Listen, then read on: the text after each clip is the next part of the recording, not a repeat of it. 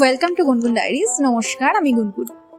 ভারতে দক্ষিণ তামিলনাড়ু, কেরালা ও কর্ণাটকে হাজার বছর আগে বিদ্যারম্ভ নামে এক অনুষ্ঠান হতো। সেখানে 5 বা 6 বছর বয়সী শিশুদের প্রথমবার অক্ষর লেখানো হতো। পাটির ওপর চালের গুঁড়ো দিয়ে কলাপাতার ওপর অ, আ বা ওম। সেই দিনটাকেই ধরা হতো জীবনে জ্ঞানের প্রথম ধাপ।